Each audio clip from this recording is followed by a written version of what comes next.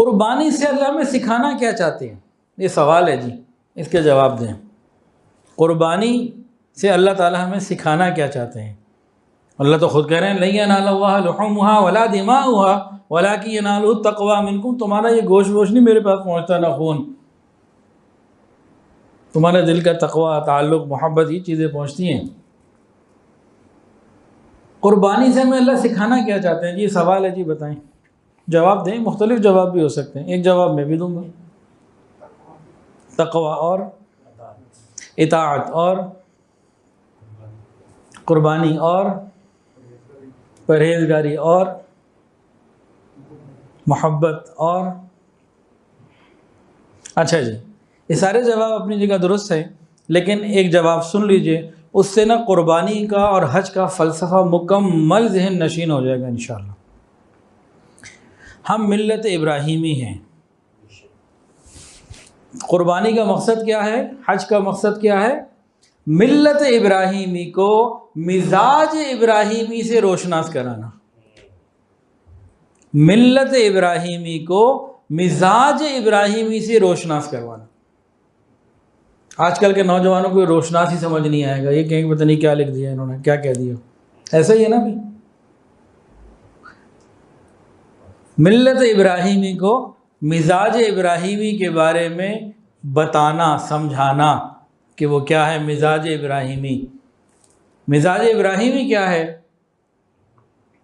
اللہ رب العزت نے جب کہا بیٹا قربان کر دو تو بیٹا قربان کر دیا، آگ میں جلنے کی باری آئی تو آگ میں جلنے کے لیے تیار ہو گئے۔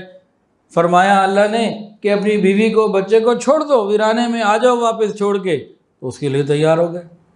مزاج ابراہیمی کیا ہے؟ اللہ کے ہر حکم کے سامنے سر جھکا دینا، یہ مزاج ابراہیمی ہے۔ اب کوئی شخص جانور کی قربانی تو بڑے شوق سے کرے اور نفسانی خواہشات کو قربان نہ کرے، تو اس نے قربانی کے واجب سے تو جان چھوڑا لی، لیکن حقیقت سے محروم رہا، جو اس کی روح تھی نا اس سے محروم رہا، ظاہر تک ہی رہا۔ یہ تو قربانی صرف جانور کی نہیں، ہمارا یہ مزاج بنے۔ اللہ اگر آپ نے ہم سے بھی کہا ہوتا بیٹے کو ذبح کرو تو اللہ ہم اس کے لیے تیار تھے، اور جب میں خود بیٹا تھا، بیٹا ہوں، اور جیسے بچے ہوتے ہیں، تو میرے لیے ہوتا کہ باپ مجھے قربان کرے تو میں باپ کے حکم پہ، اللہ کے حکم پہ باپ کے نیچے چھری سے بھی تیار ہو جاتا۔ یہ جذبہ پیدا کرنا، اللہ ہم آپ کے ہر حکم کے سامنے سر جھکاتے ہیں، یہ جذبہ پیدا کر رہے ہیں۔ مزاج ابراہیمی یہی ہے۔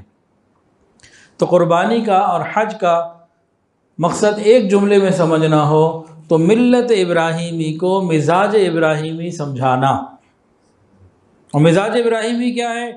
جو رب کا حکم آگے سر جھکا دے، کوئی لاجک نہیں پیش کرنی، کوئی چوں چرا نہیں کرنی، بس ماننا ہے، یہ مزاج ابراہیم۔ اچھا جی، قربانی واجب ہے، سنت ہے یا مستحب؟ قربانی واجب ہے، قربانی واجب ہے۔ سنت ابراہیمی ضرور ہے، لیکن یہ جن کے پاس جو نصاب ہو جاتا ہے ان کے لیے واجب ہے۔ اور ایک گھر میں اگر 10 لوگ رہتے ہیں، ان میں 5 یا 7 ایسے ہیں جو صاحب نصاب ہیں، قربانی والے نصاب کے مالک ہیں، تو جتنے بندے ہیں اتنی قربانیاں واجب ہیں۔ ایک گھر ایسا ہے 10 آدمی رہتے ہیں، صرف ایک ہے صاحب استطاعت، تو ایک کرے گا، وہ ٹھیک ہے۔